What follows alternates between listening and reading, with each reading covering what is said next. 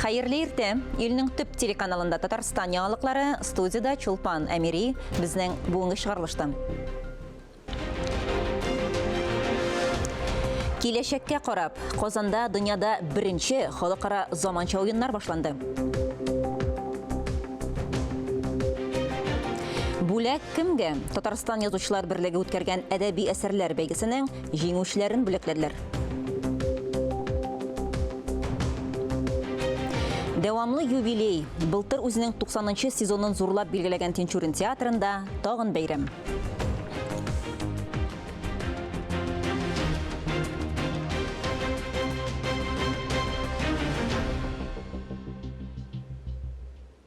Башкалабыз Казанда киләчәк уеннары халыкара мультиспорт турнирының ярышларына старт бирелде.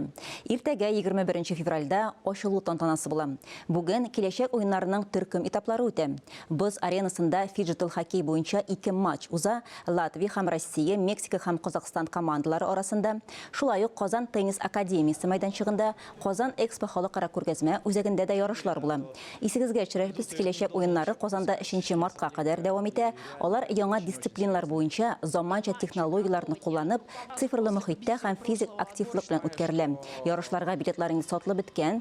Бу тамашачыларда әлеге чараның зур кызыксыну уятуы турында сөйли. Турнирда барлыгы 107 илдән 2000 кеше катнаша.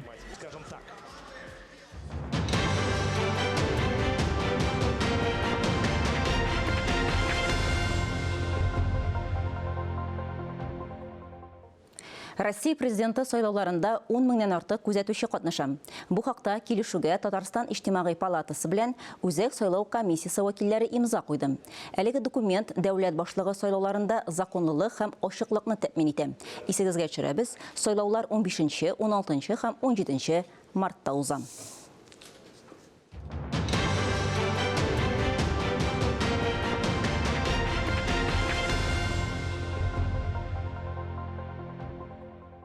Башка темаларга күчәбез.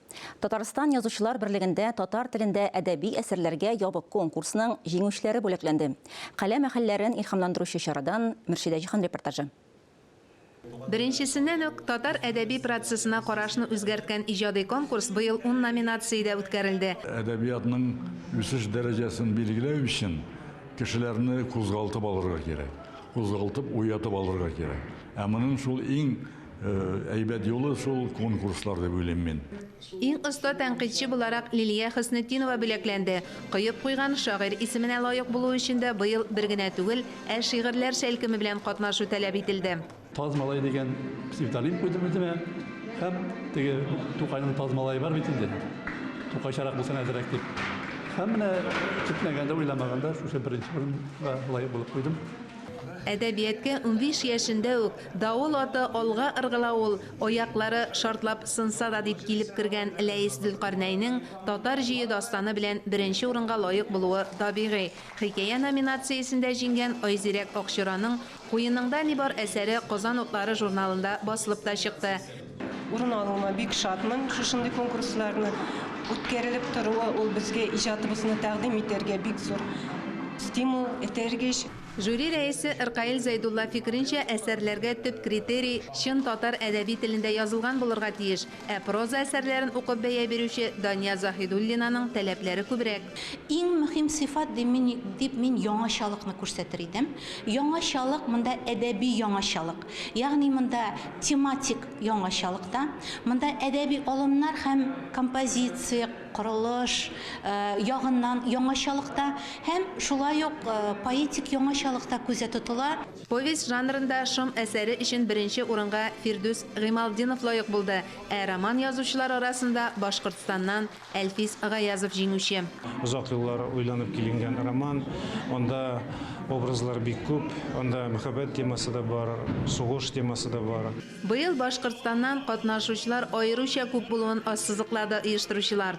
Чит өлкәләрдән, чит республикалардан да үзләренең язмаларын тәкъдим итүчеләр инде ул татар телендә икән, рәхим итсеннәр. Без бит телебезне республикабызда гына дип әйтмибез, чәчелеп яши торган татар бөтен җирдә дә ул телебез сакланса, без аңа сөенәбез генә. Марат Әхмәтов җиңүче каләм әһелләрен ихлас котлап, әлеге конкурсны дәвам итүгә ярдәм итәчәген вәгъдә итте. Мөршидә Җиһан, Александр Решоткин, Татарстан яңалыклары. Республикада танылган аулак үй көрәш төбәк-ара проект ел дәвамында зона ярышлары үткәреп, иң яхшы командаларны җыя. Быел финал этабы Орчадагы Габдулла Тукай исемендәге педагогия көллиятендә үтәчәк. Проектның әһәмияте турында матбугат конференциясында сөйләделәр. Әдәби ярышта Татарстаннан гына түгел, башка төбәкләрдән дә бик теләп катнашалар. Хөрмәтле телевизор караучылар, берничә минуттан соң чыгарылышыбызны дәвам итәрбез. Бездән аерылмагыз.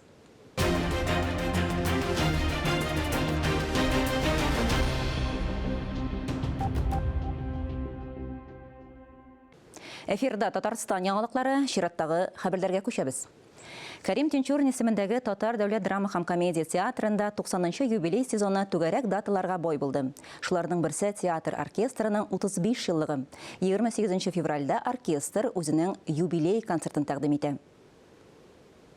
Сакай маршы, Тукай маршы, без кабызган утлар җыры. Кәрим Тинчурин театр оркестры тырыша юбилей концертына әзерләнә. Бүгенге көндә без 18 кешедән торган состав, һәм инде безнең гел килә торган ярдәмгә килүче фикердәшләребез бар.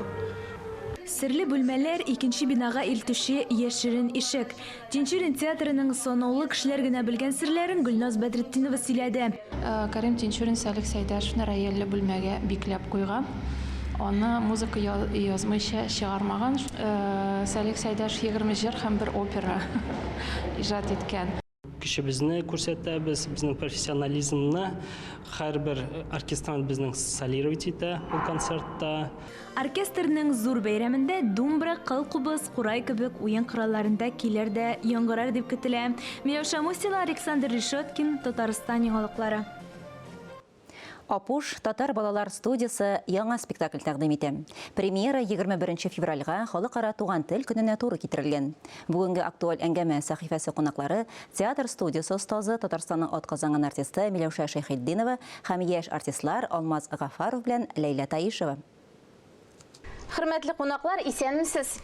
Исәнмесез. Апуш театр студиясе шундый кыска гына вакыт эчендә зур популярлык казанган. Уйышма, ничек ирештегез моңа? Ничек уйлыйсыз сез? Бу бик тиз дип әйтмәс идек, чөнки безнең инде алдан анарга әзерлек бар иде. Без балалар белән күптәннән бирле шөгыльләнәбез. Менә яңа баштан эш кенә түгел ул. Без Зөлфия Вәлиева белән Тинчурин театрының халыкара актрисасы белән, мәсәлән, 10 елда артык балалар белән шөгыльләнәбез. Әмма ләкин бу зур этәргеч булды. Унарга мэрия бик ярдәм итте. Шуңа күрә без менә 30 бала хәзер безнең төркемдә генә Ленин мәдәният йортындагы балалар. Безнең яшь артистлар белән дә танышып китик әле. Алмаз? Әйе. Син күптәннән йөрисеңме инде студиягә? Әйе, иң башыннан ничек репетициялар башланды, шунда кастинг аша үтте Алмаз. Кастинг аша. Син җырлап күрсәттеңме, биеп күрсәттеңме, сөйләдеңме? Мин биеп күрсәттем. Ләйлә белән дә сөйләшеп алыйк инде. Сиңа нинди рольләр ошый? Нинди роль бирәләр, шулай риза. Менә чын артистка шулай җавап бирергә тиеш. Ләйлә, горурланам шулай дип әйтүең белән. Ә хәзер без әзерлибез татар классикына нигезләнеп эшләгән пьеса бу. Илтизар анарга сценарий язды. Шуңа күрә без бик дулкынланабыз. 21 февраль көнне 18:00-дә, Алла теләсә, без башлыйбыз. Без гомумән театрның, татар театрының сәхнәгә басуы турында һәм бу 1908 елда Мәкәрҗәдә бара вакыйгалар һәм шунда менә без күрешәбез танылган персонажлар белән дә, шул ук вакытта театрның нинди субстанция икәнен дә өйрәнәбез. Без үзебезнең беренче актерларыбызга үзебезнең рәхмәтебезне дә белдерәсебез килә. Шушы зур эшегездә, милләтебезгә хезмәт итүегездә уңышлар телибез. Шулай халкыбызның асыл егет кызлары булып үсеп, горурланырлык яшәргә язсын. Амин, шулай булсын, рәхмәт. Хөрмәтле телевизор караучылар, берничә минуттан соң эфирны хәерле көн Татарстан тапшыруы дәвам итә. Бүген ул тулаем авыл хуҗалыгы тармагында ярты гасырдан артык эшләп, зур уңышларга ирешкән шәхес Раил Зиятдиновка багышлана. Бүгенге яңалыклар чыгарылышы тамам, игътибарыгыз өчен рәхмәт.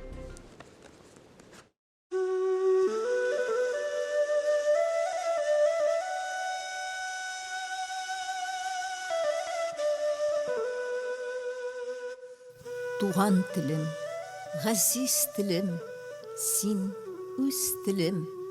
Синдә фәһем, синдә гырфан, синдә гыйлем. Авазлары ерак-ерак бабамнарның, ишетсеннәр иде шуны балаларым. Мең дулкынлы дәрьяларның бер дулкыны, йотам диеп саклап торам мең упкыны. Аксаң иде упкыннарга йотылмыйча, башка дулкын агымнарга кушылмыйча. Туган телем, газиз телем, син үз телем, синдә даны, синдә ахы ерак илнең, авазы син күңелдәге илебезнең, офыклардан офыкларга җиребезнең. Яссалар да, нинди генә имлаларда, үз агышың, үз тавышың дәрьяларда, югалтмыйча саф моң тулы тавышыңны, телим тере дулкын булып агышыңны.